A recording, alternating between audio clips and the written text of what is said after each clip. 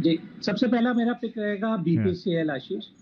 मेरा मानना है कि जो सबसे हाँ बड़ा पैसा मिलने वाला है हाँ हाँ डिसइन्वेस्टमेंट से, वो हाँ। इस कंपनी के थ्रू ही रेज़ होने वाला है। तो आज 1 लाख करोड़ के मार्केट कैप पे बीपीसीएल का काफ़ी अभी भी अंडर वैल्यूड है, और मेरा मानना है कि जैसे-जैसे डेट पास आएगी, ये यहाँ से आपको 20% का रिटर्न तो बिल्कुल आँख बंद करके देने ही वाला है। सो सबसे सेफेस्ट बेट रहेगा बीपीसीएल। लास्ट क्वार्टर के नंबर्स की कंपनी ने काफी अच्छे पोस्ट किए थे, और चूंकि अब क्रूड का साइकिल एक रिबाउंड हुआ है, हाँ। $50 से एक क्वार्टर में क्रूड बढ़ के अब $65 तक हो गया है, तो जो इन्वेंट्री गेन, जो मार्केटिंग मार्जिन हैं, वो बीपीसीएल के काफी अच्छे रहने वाले हैं। नंबर्स देखे कि यस। फिनोमिनल नंबर्स थे।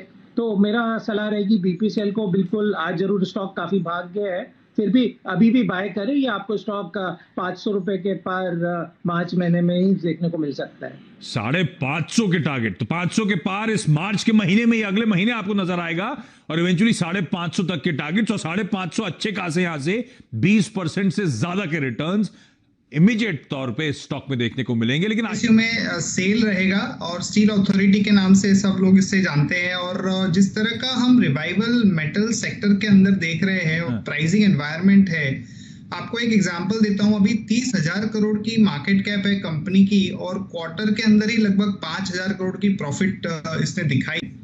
तो ये नॉर्मली क्या होता है कि मेटल और जो कमोडिटीज है उसमें वॉलेटिलिटी होने के कारण लोग इसको पसंद नहीं करते हैं, पर इस तरह का अगर 2 और क्वार्टर में नंबर्स आने लगेंगे तो काफी अट्रैक्टिव प्रपोजिशन ये हो सकता है।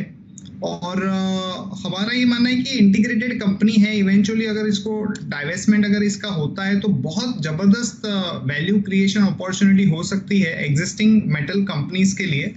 तो ये कंपनी हमें काफी पसंद है, उसमें डेट रिडक्शन भी हुआ है।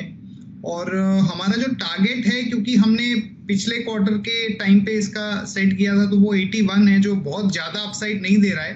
पर ये अगर साइकिल थोड़ी अच्छी चलेगी तो इसमें बहुत बड़ा अपसाइड का पोटेंशियल बना रहेगा। मल्टी ईयर हाई छू रही है बेस मेटल्स, और उसका फायदा भी इन तमाम कंपनीज को मिल रहा है। तो सरकारी प्लस सेक्टर टेलविंड के चलते सेल 80 प्लस के लेवल्स के लिए यहां पे अप्रोच करिए। सुदीप सर, आपका सबसे प्रिफर्ड सरकारी कंपनीज में बेट सर? देखिए, मैं कुछ दिनों से ही इस स्टॉक पे बहुत ही भरोसा रख रहा हूँ, और ये बेहतरीन कंपनी पीएसयू सेक्टर में बाकी क्षेत्र में, बाकी कंपनीज में जो खामियां हैं इसमें वो नहीं है। भारत इलेक्ट्रॉनिक्स दिग्गज कंपनी है डिफेंस इलेक्ट्रॉनिक्स में, और जैसे जानते हैं कि सरकार का स्टेटेड पॉलिसी है डिफेंस मेक इन इंडिया, और इलेक्ट्रॉनिक्स एरिया जो डिफेंस है उस पर बहुत बड़ा सरकार का फोकस है। प्राइसिंग जो स्ट्रेटेजी है इसका वो भी चेंज हुआ है, कॉस्ट प्लस कर दिया गया है सरकारी कॉन्ट्रैक्ट्स के लिए, और उसमें सारे फैक्टर्स कंसीडर किए गए हैं। तो company will not be strong balance sheet है, और आने वाले दिन में इस लेवल से सिग्निफिकेंटली अपवर्ड मूवमेंट की संभावना हम देख रहे हैं। ऑर्डर बुक बहुत तगड़ा ऑर्डर बुक है, आने वाले दिनों में और भी ऑर्डर्स मिलने वाले हैं, वो क्योंकि डिफेंस में इंडिया में मैन्युफैक्चर का फोकस है। जो फॉरेन कंपनीज है उनके लिए भी एक प्राइज्ड एसेट हो सकता है अगर सरकार इसमें डिसइन्वेस्टमेंट या कुछ share holding, bulk share holding private companies को देने की सोचे। तो विद और without disinvestment BEL is my pick. 150 से 75 रुपए का टारगेट लेके 1 साल के लिए चल सकते हैं यहाँ पे, और अगर डिसइन्वेस्टमेंट जैसा कुछ स्टेप सरकार की तरफ से लिया गया तो ये एक नया चेहरा में उभर सकता है। तो डिसइन्वेस्टमेंट नहीं भी कर रही सरकार तो 1 साल में 25% के अपसाइड, और डिसइन्वेस्टमेंट की कोई भी हवा लगी तो तेजी पे आग लग सकती है। स्टॉक में बहुत वैल्यू है, और वैसे भी बीएमएल का स्ट्रैटेजिक इन्वेस्टमेंट की तैयारी तो बीएल में वैसे ही आपको देखने को मिलेगा। 250 के लेवल्स आपकी स्क्रीन पर। 3 स्टॉक सरकारी कंपनीज हमने डिस्कस कर ली। बीपीसीएल आपकी स्क्रीन पर है, बीईएल और सेल। इसके अलावा 3 और बेहतरीन पिक्स बच। 3 स्टॉक्स पे चर्चा हो गई, क्विकली अगले स्टॉक्स की बात कर ली जाए। आशीष सर, ये बीपीसीएल के बाद अगला कैंडिडेट कौन सा? जी, दूसरा स्टॉक भी मेरा बी से ही शुरू होता है आशीष। ये बीएमएल।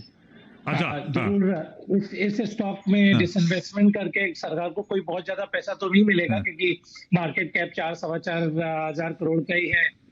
बट सरकार ने एक स्मार्ट काम ये किया कि उनके जो रियल एस्टेट एसेट है उसको अलग कर दिया है, और ये जो एज अ बिजनेस है उसको ही डाइवेस्ट करेंगे। बट फिर भी कंपनी के पास में जो मेजर एडवांटेज है कि मेक इन इंडिया होने के कारण से जो सरकार का इनिशिएटिव है, जितने भी बड़े डिफेंस के और एरोस्पेस के ऑर्डर है वो इस कंपनी को ही आने वाले हैं। तो मेरा मानना है ये स्टॉक बिल्कुल एक री रेटिंग के लिए ड्यू है। अभी भी जो ओरिजिनल उनका आईपीओ आया था उससे कम प्राइस पे स्टॉक अवेलेबल है। और जैसे इसके अलावा इसमें चूंकि सरकार 26% हिस्सेदारी डाइल्यूट कर रही है तो इसका ओपन ऑफर भी आएगा। तो मेरा मानना है वो ओपन ऑफर कम से कम 1300 या उसके ऊपर के प्राइस पे आप देखेंगे। तो अभी भी इस रैली के बाद भी मेरी इस स्टॉक को बाय करने की सलाह रहेगी। मुझे याद है जब पिछली बार स्ट्रैटेजिक डिसइन्वेस्टमेंट की बात हुई थी तो स्टॉक कहां तक चला गया था, तो उससे तो अभी भी कहीं नीचे आपको इस समय ट्रेड करता हुआ नजर आएगा। तो बीईएमएल, बीपीसीएल के बाद बीईएमएल वो स्टॉक है जिस पे दाव लगाना है। सुदीप सर, आपकी तरफ से अगला स्टॉक कौन सा बीईएल के बाद? जी, एक दिग्गज स्टॉक जो माइनिंग एंड मेटल स्पेस पे है, और जैसे हम जानते हैं माइनिंग में बहुत अच्छा अपस्विंग चल रहा है। आयरन ओर जो एनएमडीसी प्रोड्यूस करता है, आयरन ओर में हम लोगों का मानना ये है कि ग्लोबल प्राइसेस एक लेवल पे पहुंच गया है और इसी लेवल के आसपास अगला 3-4 साल रहेगा based on the demand supply. ये $100 पर टन के आसपास रहेगा और एनएमडीसी का प्रोडक्शन बढ़ रहा है। दोनीमलाई माइन को लेके जो अनसर्टेनिटीज थे वो दूर हो रहे हैं। इन्होंने कस्टमर बेस डाइवर्सिफाई कर लिया है और स्टील प्लांट जो लिया है, और स्टील प्लांट जो था वो सेपरेट होने के कारण इनका वर्किंग कैपिटल में बहुत अच्छा इंप्रूवमेंट हो जाएगा। ओवरऑल हम लोगों को लग रहा है करंट लेवल से करीब 150-60 तक जा सकता है एक साल के अंदर। यहाँ पे जरूर खरीदारी कर सकते हैं। यहाँ पे मैं वही बात दोहराऊंगा कि डिसइन्वेस्टमेंट, नो डिसइन्वेस्टमेंट, ये बहुत अच्छा स्टॉक है। डिसइन्वेस्टमेंट और नो डिसइन्वेस्टमेंट एनी विच वे इस कंफर्ट देता है, और डिसइन्वेस्टमेंट की अगर बात सामने आ गई तो शायद होपफुली ये स्टॉक्स और तूल पकड़े। तो कंफर्ट जोन में 150 के टारगेट्स के लिए अप्रोच करिएगा। और इंटरेस्टिंगली आपकी स्क्रीन पे हेमांग सर आएंगे, और हेमांग सर ने भी एनएमडीसी ही चुना है, तो वो एक कंसेंसस बेट है। हेमांग सर, आपके टारगेट्स क्या हैं और आपको क्यों पसंद आ रहा है? सो आशीष जी, बेसिकली ये इसका जो टारगेट प्राइस हमारा है वो 140 का है। इसमें काफी अपग्रेड की पॉसिबिलिटी रहेगी। जस्ट एक दो एक्स्ट्रा पॉइंट जो मुझे पसंद है वो ये है एनएमडीसी के कि ये डेट फ्री कंपनी है, इसको काफी अच्छे है और 8.5% के डिविडेंड यील्ड पे कंपनी मिल रही है। तो ये सारे जो पॉजिटिव्स है वो रेयरली आपको कोई कंपनी में मिलेंगे जहां पे आपको ग्रोथ भी दिख रहा है, डिविडेंड यील्ड भी है, डेट भी नहीं है और डाइवेस्टमेंट रिलेटेड ट्रिगर्स तो रहेंगे ही रहेंगे। तो ये काफी अच्छा कंपनी रहेगा from a PSU basket point of view. Okay, तो एनएमडीसी 140, 150 के टारगेट्स, दो एक्सपर्ट्स को पसंद आता है ये सरकारी स्टॉक, ये सरकारी कंपनी। हमारे पास 6 बेहतरीन पीएस, 6 नहीं, एक तो कंसेंसस है, तो 5 बेहतरीन पीएसयू स्टॉक्स आपकी स्क्रीन पर। जो प्राइवेटाइजेशन की बात करी जा रही है, जो रिफॉर्म पुश की बात करी जा रही है, उसका बड़ा फायदा आपको यहां पे देखने को मिलेगा। और प्राइवेटाइजेशन और नो प्राइवेटाइजेशन, ये स्टॉक्स वैसे ही बहुत अच्छी सरकारी कंपनियां हैं जो कंफर्ट देती हैं।